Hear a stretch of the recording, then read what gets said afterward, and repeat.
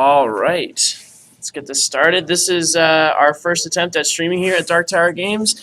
I'm Glenn. This is Aaron right next to me. Hey, how you doing? Not too bad, man. How you doing tonight? Doing pretty good. I'm pretty excited. Yeah, I'm pretty excited too. It's First night. one of the first times doing it. So go ahead and leave us feedback in the comments to the side on twitch.tv Dark Tower Games. Keep watching. We'll be bringing you a game shortly. Actually, I think I'll just go right over to that and see. We got our game going. So looks like on the left-hand side we got Kris King. He's playing his Naya deck, similar to the one that I've seen kind of earlier in Theros format, where it's running like the Fleecemane Lions, Voice Resurgence, and kind of just a win condition with Boros Charm, Goroklan Rampager, get that old 18 damage in with the Advent of the Worm. You gotta like those linked combos. Yeah, you got just a boom. It's like, oh, you tapped out, you're dead. And then Jeff Goodhue is on the right-hand side playing Red White Burn. Kind of another deck that's kind of popped up in the last. Pretty aggressive decks here. Both really aggressive decks. I'm not sure which one is really favored. I think that Kris can put on a really fast clock as well as Jeff, but Jeff just doesn't really interact with his opponent, so I don't think he's going to be caring what Kris is doing as long as he's not doing the old 1-2 punch, just 18 damage in one turn. Yeah, and he could definitely do some major damage and swing the game if he's got that newer card where it does 4 damage, that direct damage spell, and he gains 4 life. Oh, the War Leader's Helix. Yeah, that card. The strictly worse Lightning Helix. Yes. Oh man, if Lightning Helix was legal though, that would skyrocket this deck. Everyone would be playing this. Everybody would be playing this deck. That or Blue Eye Red controller, something similar. True. Having 3 damage and gain 3 life against the aggressive decks is just almost unbeatable. I wouldn't say unbeatable, but it's pretty much unbeatable. Yeah, well, Bolt has always been such a phenomenal card. You know, even if it can't kill a creature, you can just pay 1 damage and do 3 damage to somebody's face, and it just does so much damage. We kind of like how the Red White Blue Modern deck operates, where they're kind of using their burn as creature control for the first half of the game, and then for the second half, that's how they actually win. Is the only way they're actually winning is. Bolt, Snapcaster Bolt. That's like 8 damage right there. Right, so fast, and it doesn't even matter if you have cards in your hand. If they're dead, they're dead. Right.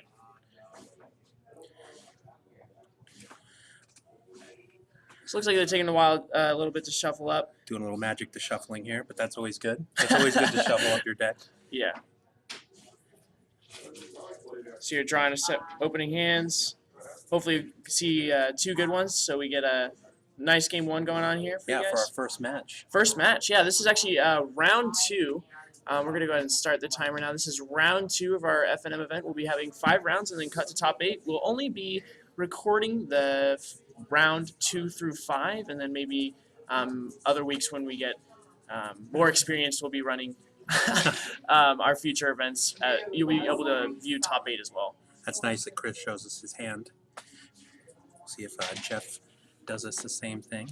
Does the same thing for us. That would be nice. Looks like Jeff is mulliganing down to 6. Not where you actually want to be in the Red White Burn. Some decks can mulligan pretty well. Like the Jund deck can mulligan really well. They just need to see a Caryatid and a 4-drop, and they're usually pretty fine. But the Red White Burn definitely needs all its cards to try to get his opponent in the red zone. Yeah, that's what I was going to say, because it's a deck that doesn't draw more cards. So if you can't actually, fulfill your objective of doing 20 damage to your opponent, and you don't have a continuous source of damage out there, it's going to be very difficult to win the game.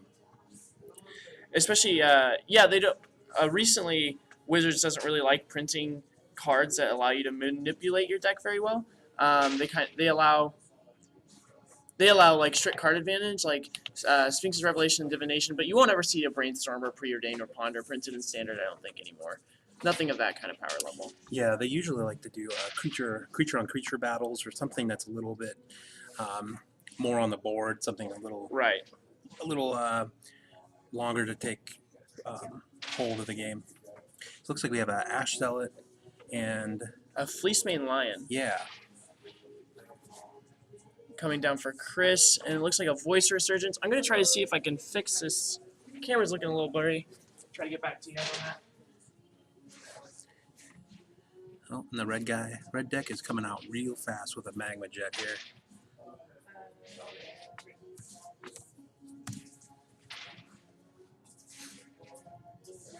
Got to get those scries in. That's the one interesting thing about Magma Jet. it's not just 2 damage. It's almost like drawing cards when you scry, especially if you manipulate your deck well enough and you're a good player to put the cards where you need them to be. No, the scry is definitely relevant. I didn't realize it until I had actually played Standard how good it is. But especially when you're playing cards like Courser of Crewfix and you're kind of manipulating the top of your library that way, scrying is really good.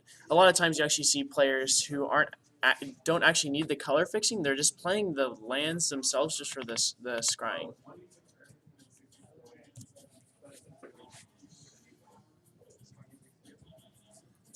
Yeah, I remember when the come into play tap lands were coming out and they had the scry 1 on them. People were wondering if they were going to be any good or if they were going to have a place compared to the shock lands.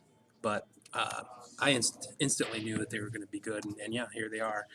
It definitely hampers your speed if they come into play tapped and you need that mana that turn. But typically, that's not going to hurt you, or you can play around that. Right. So it looks like Kris isn't even keeping a guy back for this Ash Shelley. He's actually just beating in here and getting Jeff quickly into the red zone. Jeff looking like he's having a tough time getting his damage in. He's been hitting all his land drops. Just obviously his spell density is not where he wants to be. And that 2/2 is just not very big in that world of 3/3s. And yeah, whenever most of Kris's cards are at least 2 power. So any one that he plays is going to be just as big as Ash Shelley or bigger. He's playing the sheer efficiency of Kris's deck is that he's playing 3/3s for 2 and a 4/2 for 3 and then a 5/5 for 4 at instant speed for most of those things too. Right, and it's really hard for the red-white deck to compete against a 2-mana 3/3 creature. Yeah, so we look like we see a Chandra's Phoenix come across the top, and Ash Shelley is going to stay back on blocking duty because it doesn't look like he's going to be able to get in past Kris's creatures.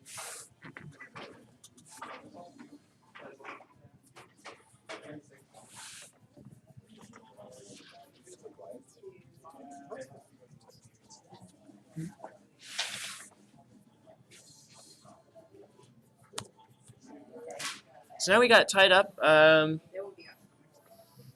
both sides, and Jeff's Ash Shelley is gonna go to the graveyard. So Jeff's really not looking too good here. He's got a Chandra's Phoenix on board and a couple cards in hand, but Kris has a kind of an overwhelming board presence that I don't think that he can necessarily deal with.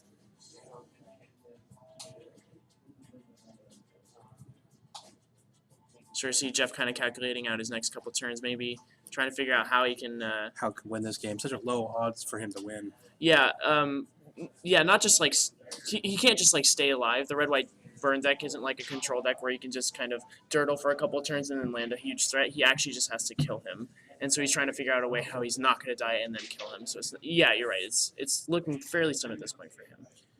Yeah, you have to land those knockout punches. Oh, we got to chain the so rocks. So Chain of Rocks is actually not bad here. He's going to take care of that Fleecemane Lion, but he still has a Voice Resurgence. And it looks like we see a 2/2 Knight with Vigilance come down on Kris's side of the field, which is going to evolve his Experiment 1. That's a sweet token. There's a Reed Duke Star City token. One of my favorites. Can't go wrong with the Reed Duke. Can't go wrong with Reed Duke token. Here comes the attack. Oh, flashing a Rampage. So Kris is going to show the Gorkland Rampager, and that's going to be game. Just kind of showing Jeff that there really wasn't any way coming back from that one.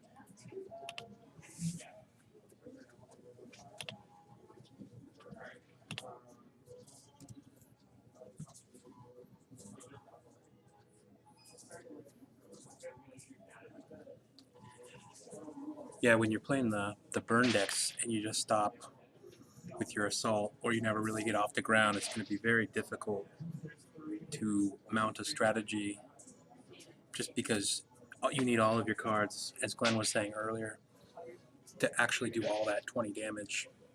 And we see here that Kris King, just with his assortment of creatures, was just better and more capable of dealing that 20 damage.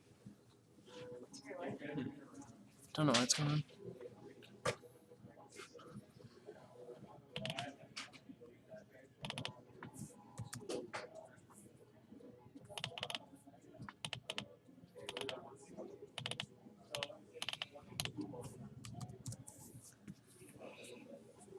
So we'll go into game 2 in a second here. Kris is up 1 game.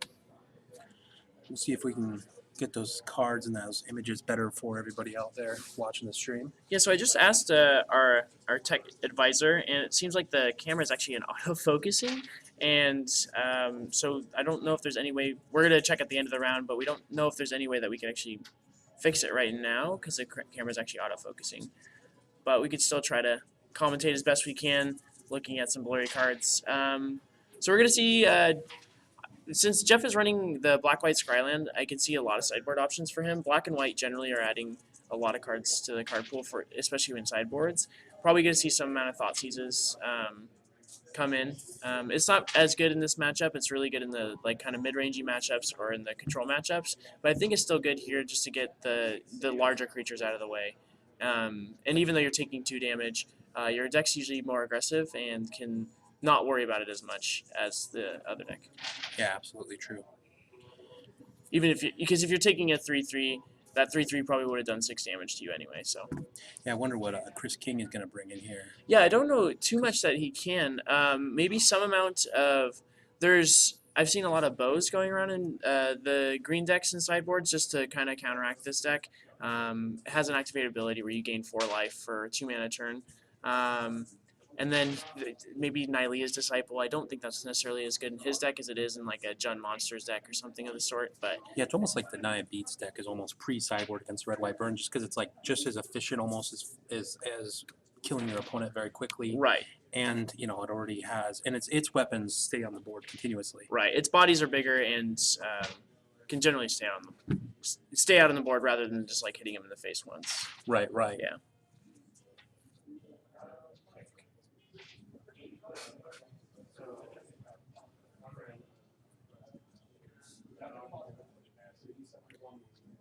I like the mats that we have there. Is that steam vents, and what's that other one? Is that I think a Hollow Fountain. Yep, that's what I was gonna say. Yeah. Don't know if is it the old or the new one? I'm actually not sure. I think it's the That's old definitely the new steam vents. Yeah, new steam vents. I think it's the old Hallowed Fountain one. Yeah. Another card that I didn't consider for Kris King, I didn't see it in that game, but Witch Stalker would actually be not too bad in this matchup. Yeah, just something that he can't remove. It's a 3/3 that just and Unflinching Courage is another card that I might see. Yeah, Unflinching Courage is definitely great. Yeah, especially if you're putting on a hexproof creature, just giving that +2/+2 lifelink and trample.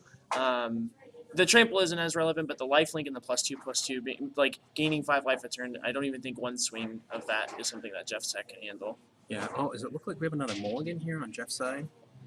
Or are they I don't know if we saw 7 cards come out. Okay, good. I think we're still seeing shuffles. Definitely a quick match to put on feature camera though. Yeah. neither of these decks are going to go to time any time today. Yeah, we've got the 2 blue mats out there and no blue decks. It's kind of funny, but it's nice to see the diversity. Yeah, and the Celestia Charm can be really nice too. That's another thing that this Naya Beats deck has over the Red White Burn, because it can give that boost if you need it. Yeah. That quick 2/+2/+2 and trample, or Yeah, it could put out that creature. The Celestia Charm is actually probably one of my favorite charms. Obviously, like not the most played, but because if you're playing green and white, you want to be playing a lot of creatures. But the Celestia Charm, every single mode is really good. I mean, it's really good against Obsidats, which is a hard card for the red, white, green deck to beat. So it exiles him, it puts in a 2/2, and then also pumps your dude as a combat trick. Yeah, in this game we see Jeff start up with a Cackler to start. That's much quicker than he started the first game.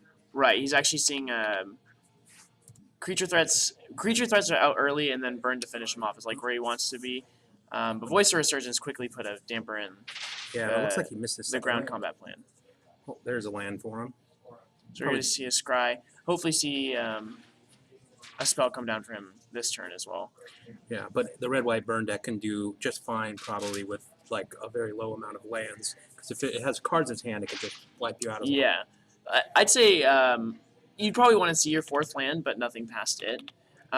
You don't want to be choked on only casting 1 card a turn, because your cards are generally, the quality of your cards are less than the other players' cards. Where if the blue-white control players 1 card a turn is Jace the Architect, and then yours is Shock. It's not a good you're not going to win that battle. You are not going to win. Is that the Witch Talker that you were talking about? I think that is the Witch Talker we see on his side of the field. So it's a 3/3 hexproof, and then whenever a opponent casts their blue or black spell, it gets a 1/1 counter, I believe it is. Yeah, so that won't be relevant, but the 3/3 hexproof. The 3/3 hexproof is really good. It's able to block every single one of Jeff's ground creatures, as well as not be targeted. So it's probably going to stay on the field as a blocker for the rest of the game. Got a Magma Jet here. So Jeff's probably going to find some more lands here, or try to find some more lands here, so he's casting more than one spell a turn. But as it stands, Kris already has 5 power on the board, and reasonably speaking, he probably has 1 to 2 creatures in his hand still, so he's going to be able to go on the beatdown plan as well as keep up creatures to block. Yeah, it's going to be very difficult More for city. Jeff to get this. City. Need more city. More city. There's a 5 damage in Jeff's city. Yeah, Dave was checking out the stream and said we need more city. More city. David Cummins, a regular here at Dark Tower. Loves to use Is the word David Cummins city. not playing? No, he's with his kids I playing out gotcha. in the sun. Doesn't seem like it if you watch the stream. So we got here Nathaniel probably on his Williams. phone. Nathaniel Williams, you probably hear him in the background. He's the owner of Dark Tower Games. What? what? And we're happy to have let him stream for you guys so we can bring you these FNM matches. We're also going to be trying to bring you some more matches, probably drafts, legacy events, and stuff like that. So you should probably check us out on Facebook. PTQ. PTQs even. We're going to be starting that. IQs. We're all working on all that kind of stuff. So keep a lookout on our Facebook page is Dark Tower Games, and we'll be bringing you some awesome events here in Bellingham soon. Yeah, and it's nice to have a stream. You can always. I like when I'm on stream. I like to go back and look at the replay, see what I did, and Right. just see how I played my How cards. badly you played. And all Yeah, that. well, not me personally. No. Well, you'll also be able to watch these recordings. We are recording, and we will be bringing you the matches on YouTube. Also, Dark Tower Games. You can just find us there, and we'll have them up probably either later tonight or tomorrow. So you'll be able to watch. For those of you watching at home, you'll be able to know that they'll be on YouTube. Oh wow, what's our channel on Is YouTube? this not live? It's Dark Tower Games. This is live, but we're also going to be recording and putting it on Sweet. YouTube. So we see another Magma Jet. So 2 damage to the face, and then we'll see a Scry 2. Jeff looking really choked on lands. Just going to put both those cards to the bottom. Is that another flash of the And we ramp? see we see a concession. Oh, There's wow. the Boon Stater that Kris needed just to kind of close out the game, and there's the match. Yeah, that was just looking really grim for Jeff to start there. The decks, how they matched up here, are just really tough. Yeah, so for that game, it's kind of interesting. Like, you might think that the red-white deck could be fast enough to actually just kind of not worry about Kris's creatures, but Kris's creatures are so efficient that the red-white deck can probably only get 1 to 2 swings per creature before it's actually just becomes irrelevant. Right, and then Two swings max, actually. exactly, and also the fact that it's always going to have a 2-drop creature, so it's going to always be just as fast as the red-white deck. Just as fast, and their threats just kind of stick around. So it seemed really difficult for the red-white deck to kind of even like do much of anything. You saw him in that last game though. He just cut up on 2 lands and had to Magma Jet to try to find lands and didn't end up seeing them. And just also the sheer ability for Kris to just kind of go Gore Clan Rampage or Boon Satyr or something of the sort is Right, just to accelerate his speed. There's no red-white version of Yeah, that. when there's no removal spell from Jeff that could actually get rid of his creatures, it's actually it's kind of his own burn spell. Where Jeff's burn spell is 4 damage for 4, Kris's Gore Clan Rampager was just 4 damage for 3. 2 mana. Right. Yeah. So we'll probably be bringing you the next round here in about 30 minutes. That was kind of a quick round. So we'll be back here, Dark Tower Games, and hope to see you soon. Stay tuned.